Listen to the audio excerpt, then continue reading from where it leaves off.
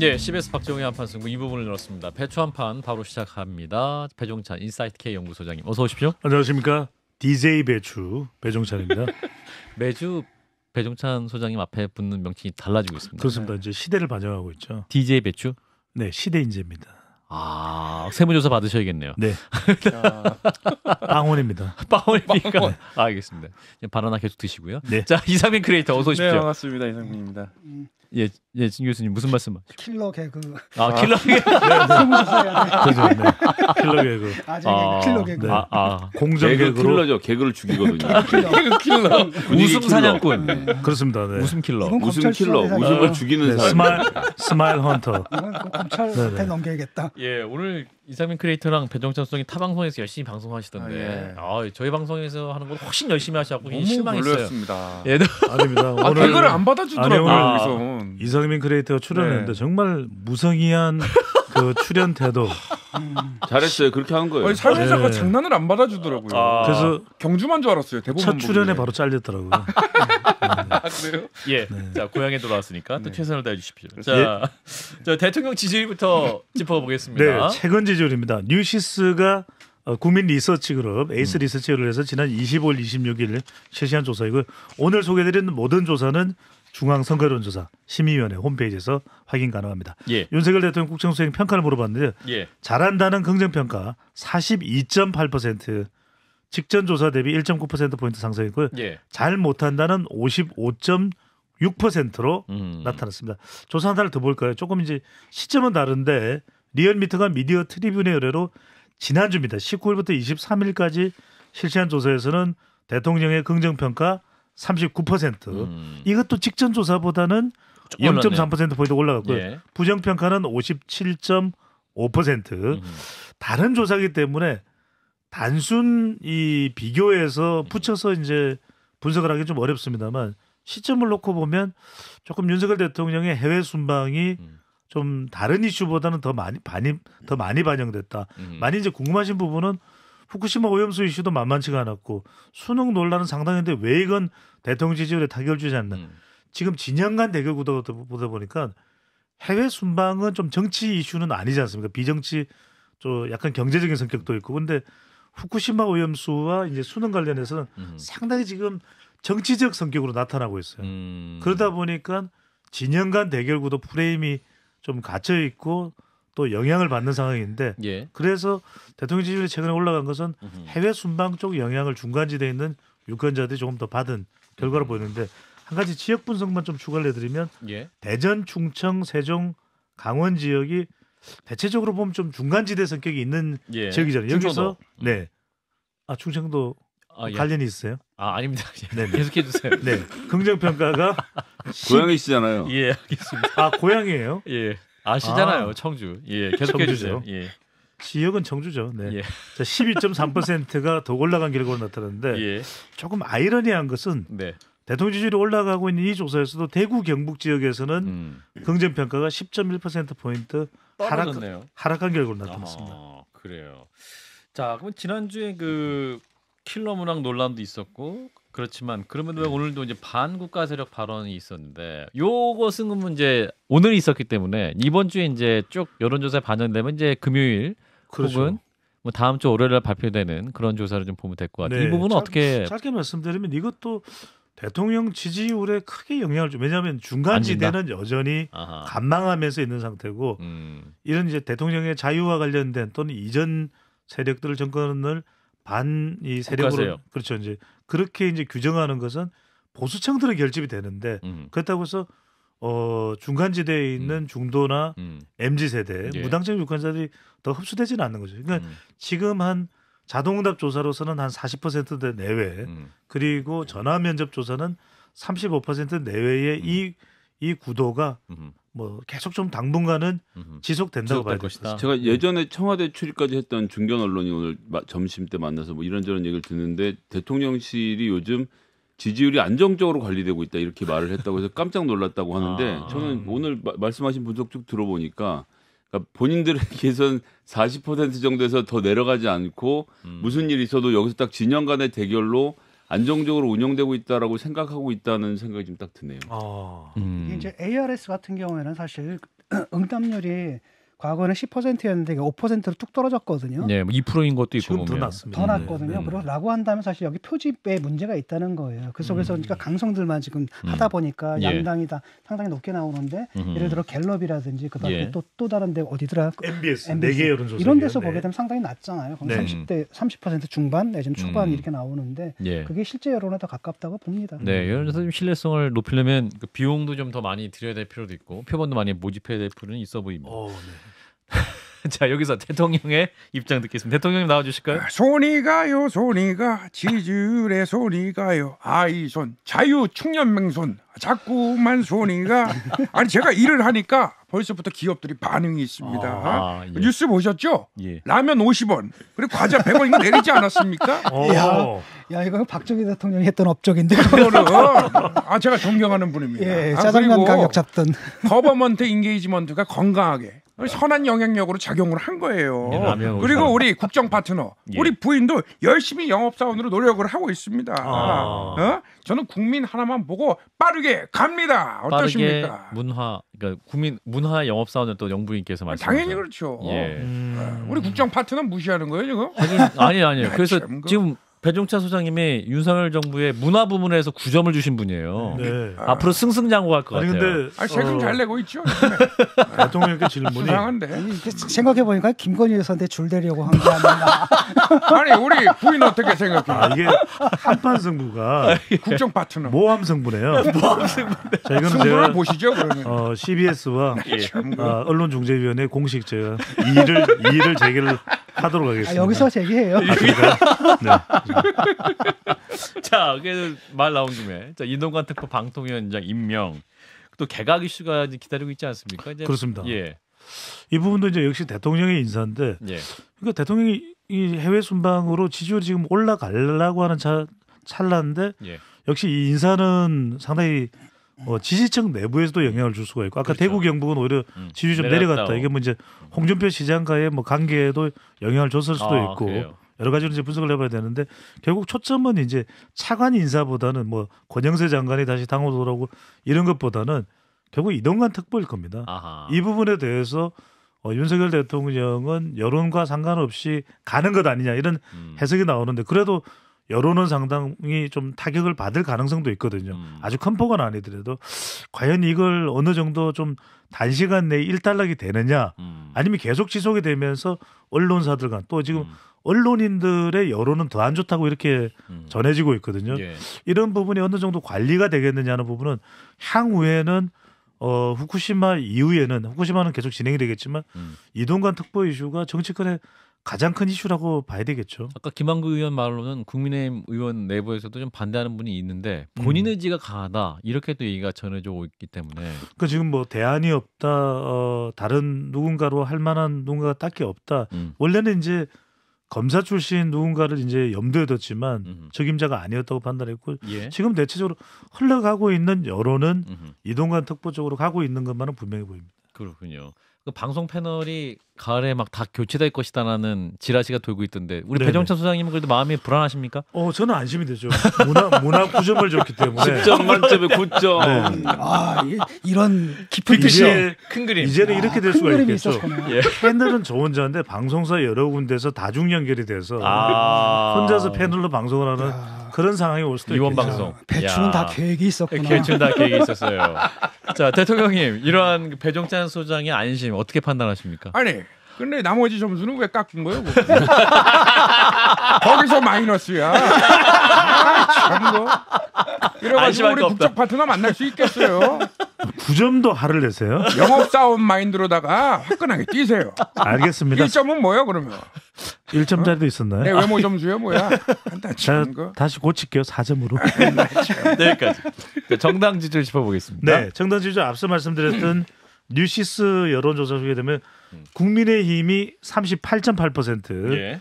2주 전 조사 대비 직전 조사입니다. 2.9%포인트 상승이고 양쪽이 다 올라갔어요. 아하. 그래서 제가 진영 간 대결 구도가 더 강해지고 있다는 말씀드리는 게 후쿠시마 관련해서 또 의샤 영차 자기 진영 내에서는 되고 있는 상황이고 교육도 마찬가지인데 민주당은 39.6, 국민의힘은 38.8, 민주당은 39.9 6%로 나타났습니다. 예. 자, 리얼미터 여론조사 짚어주시면. 네, 리얼미터에서는 국민의힘이 38%였고요. 예. 민주당은 43.8%로 나타났는데 앞서 소개해드렸던 조사에 비하면은 그래도 리얼미터 조사는 민주당이 조금 차이를 내고 있죠. 근데 예. 이 조사도 이전 조사와 비교하면은 이 격차가 상당히 많이 좁혀진 조사 결과로 나타났습니다. 그러니까 두 조사 봐도 다 양당이 오차범위 내에서 이제 등락했기 있기 때문에 네. 이러한 흐름이 간다면 내년 총선에서 굉장히 좀 승부처가 굉장히 미묘하게 지역별로 굉장히 좀 어려운 승부가 예상되는 양당 모두.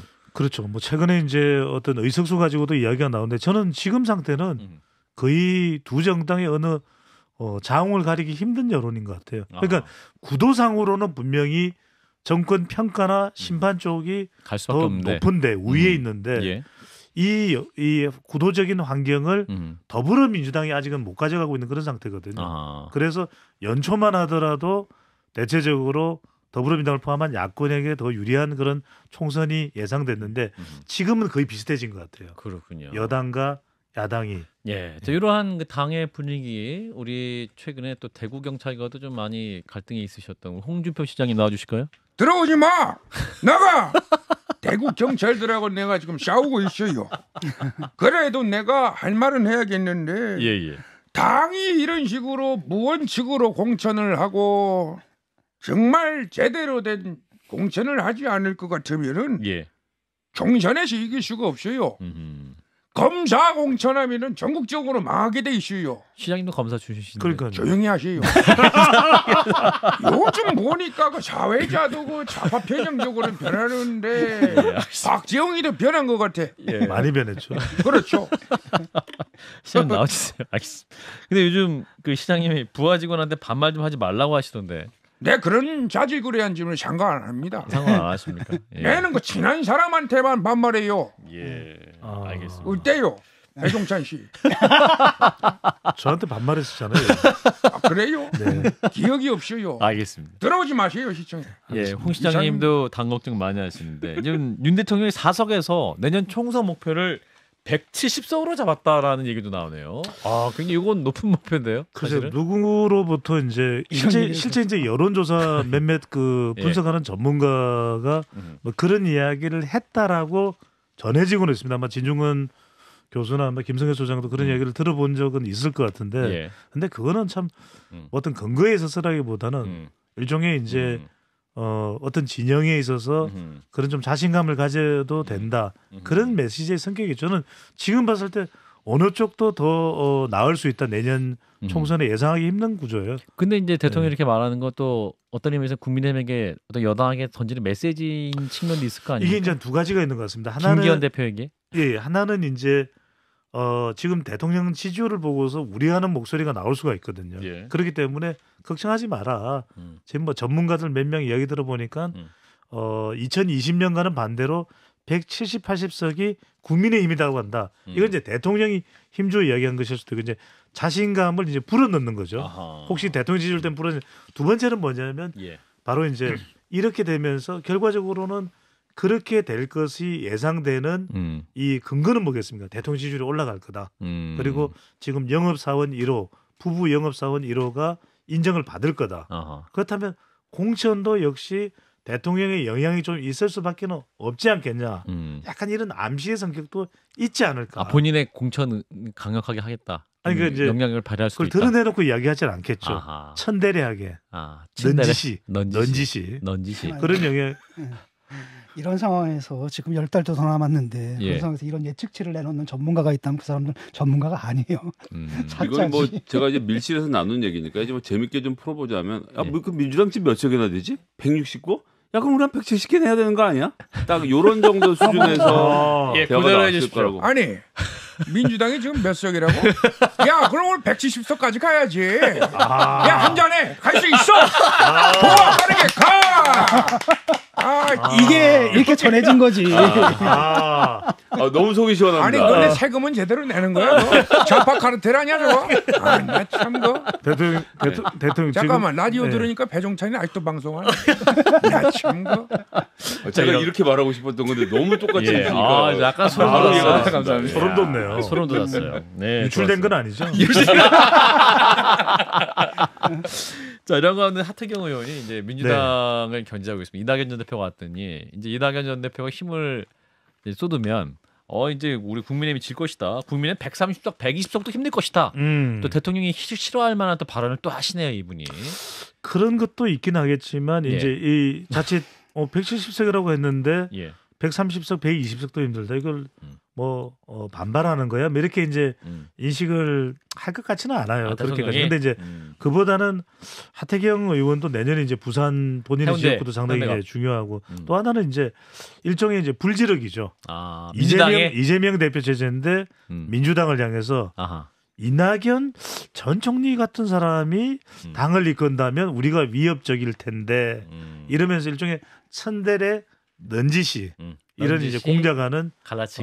분열 공작. 전법이라고 봐야 되겠죠. 큰 기술입니까? 하태경 의원의 큰 기술? 이게 이제 부산 해운대 앞바다 전략이죠. 전혀 설득력이 없는데. 네, 알겠습니다. 홍 시장님, 그 하태경 의원과는 굉장히 좀 관계가 좀 안 좋으신던데. 주샤파 했다가 이리저리 건너갔다가 그렇게 정치하는 사람은 내가 코멘트할 필요가 없어요.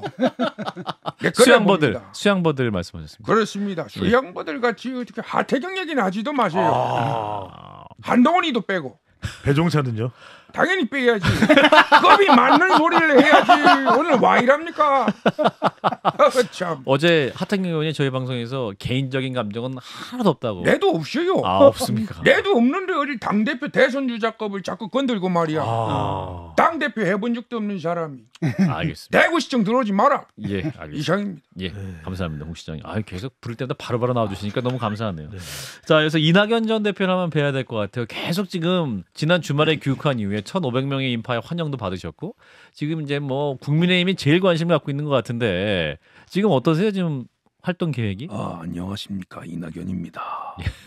DJ의 말씀이 생각나는데 제 성대모사 좀 해보겠습니다. 네. 목 좀 풀고. DJ 성대모사를. 예. DJ 펌티스 파리. 하겠습니다. 예, 행동하는 양심 DJ입니다. 인생은 아름답고 역사는 발전합니다. 예, 말하자면 Life is beautiful, history will develop. 비슷합니까? 그러니까 이거는 DJ는 바로 성대모사는 더 비슷했을 텐데 DJ의 성대모사는 이낙연 대표를 성대모사했기 때문에 약간 그렇습니다. 우리 더블 성대모사 여기서 어려웠어요. 예. 고난도입니다. 킬러 문항이네요. 그렇습니다. 킬러 성대모사. 오징어와 짱구의 차이가 있습니다. 어떤 차이입니까? 오징어는 말려도 짱구는 못 말립니다. 민주당을 향한 제 열정도 못 말릴 것으로 압니다. 그렇습니다. 그렇군요. 근데 김한규 원내대변인 말은 이낙연 대표께서 이제 당을 위해 역할을 하시려고 해도 총선을 위한 공간이 그렇게 많이 열리지 않을 수도 있다라고 또 전망을 하던데. 공간은 제가 들어가면 열리게 돼 있습니다. 그렇군요. 그렇습니다. 하긴 그 스트라이커는 공간을 만들어내는 거니까요. 그렇습니다. 출근길 지하철과 같습니다. 예, 들어가면 명언이네요. 됩니다. 예, 이낙연 전 대표가 요거는 쓰셔도 될 것 같아요. 자, 근데 이낙연 전 대표 전 총리가 그 넥타이를 색깔 청록색 네네. 의미가 있습니까? 그렇습니다. 이게 색깔의 정치라고 이야기를 하지 않습니까? 예. 그래서 대체로 이제 어떤 색깔을 넥타이를 애용하느냐 이게 이제 지금 우리 김성현 소장의 넥타이 색깔 상당히 좋습니다. 이게 이제 좀 케네디 전 대통령이 맸다 그러는데 정말이에요? 저게 어떻게 하셨어요?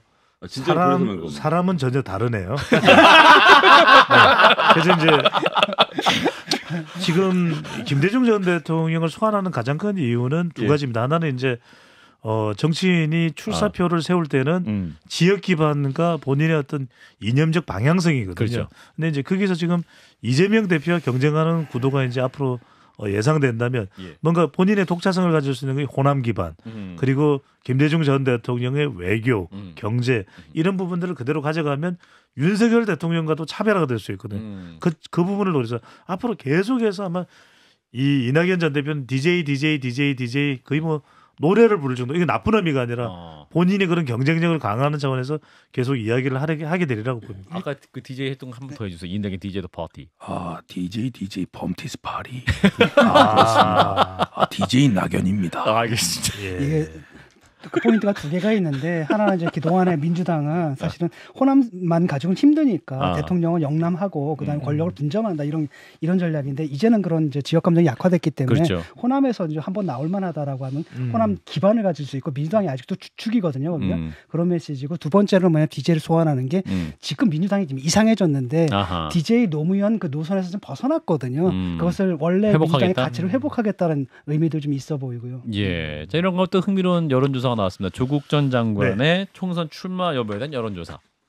예, 앞서 말씀드렸던 이제 뉴시스 조사인데 조국 전 장관의 총선 출마에 대한 의견을 물어봤습니다. 조국 전 장관 출마에 반대한다가 53.1%, 반대가 절반 이상으로 나왔고요.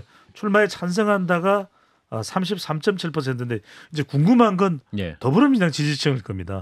여기가 이제 가장 조국 전 장관은 중요한 더불어민주당 지지층에서는 56.1%가 출마 찬성, 반대가 29.4%로 나타났고 흥미로운 건 무당층입니다. 이게 확장성이 될 수 있는데 무당층에서는 43.8%가 반대, 29%가 찬성이라서 조국 전 장관이 출마를 한다면 어쨌거나 저쨌거나 더불어민주당 지지층의 지지를 받아야 되는데 과연 무소속으로 나가도 그럼 그 지지가 이어질까? 이른바 지금 두 가지 큰 설이 있지 않습니까? 박지원의 이 신당 광주 출마설 신광설 그리고 김의겸 의원의 이 무소속 관악 출마설 무관설 이 두 개가 지금 맞대응을 하고 있는 그런 상황인 거죠. 예. 그래서 실현될 수 있다. 신광설, 무관설. 그건 지켜봐야죠. 알겠습니다. 자 이런 건데 조국 전 장관님. 예, 조국입니다. 권력자는 권력을 함부로 쓰기 마련이다.